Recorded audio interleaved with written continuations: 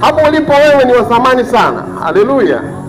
Kumbuka, Mungu aliupenda ulimwengu hata akamtoa mwanawe wa pekee, ili kila amwaminie asipotee, bali awe na uzima wa milele. Hiyo ni kwa mujibu wa Injili ya Yohana sura ya 3 mstari wa 16, kwamba kwa maana jinsi hii Mungu aliupenda ulimwengu hata akamtoa mwanawe wa pekee, ili kila amwaminie asipotee, bali awe na uzima wa milele. Sasa Mungu amekuthamini wewe uliyeko hapa, hata akamtoa mwanawe wa pekee Yesu Kristo, ili kwa wewe kumwamini Yesu Kristo kwamba alisulubiwa kwa ajili yako, alikufa kwa ajili ya dhambi zako, alifufuka ili ukapate kutukuzwa pamoja na yeye, umeokoka. Bwana Yesu asifiwe. Lakini baada ya kumwamini ukaokoka, Mungu hataki upotee. Hebu sema, Mungu hataki nipotee. Sema, Mungu hataki nipotee. Anataka niwe na uzima wa milele. Sikiliza nikwambie kitu kimoja. Mantesho tapaya. Sikiliza ndugu yangu ya masitia. Hakuna kitu ambacho kinamuumiza Mungu moyo wake.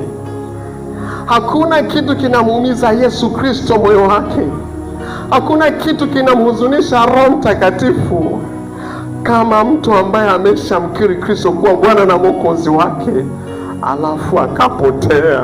Kama umekuuguza mgonjwa kwa gharama kubwa kwa matumaini ya pone, alafu akafa. Unafikiri kwenye misiba watu wanalia kwa sababu marehemu ameenda?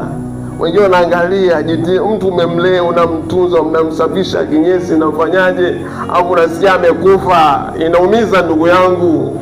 Sasa kwani nikwambie kitu kimoja cha ajabu. Yesu amekutoa kwenye dimbwi la dhambi, amekuokoa kwenye mkono wa kuzimu.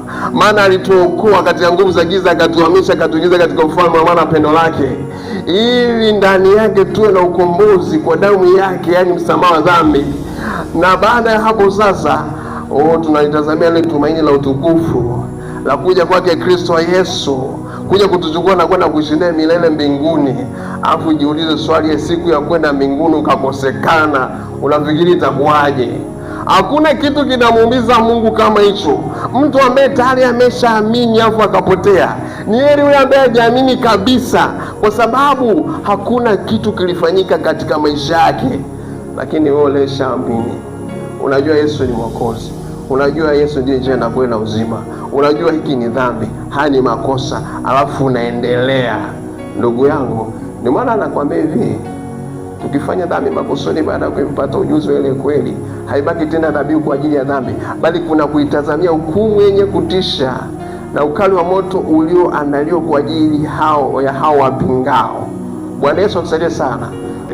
Heshimu wokovu ulionao. Unafikiri itakuwaje kama ukiingia jehanamu? Unafikiri itakuwaje wakati kuna ile garimika ili usiende?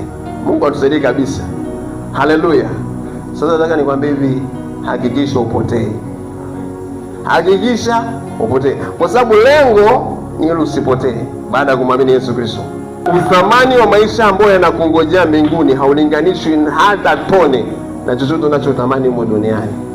Pambania nafsi yako, kwa sababu hakuna atakayekuwa kiranja kukulinda.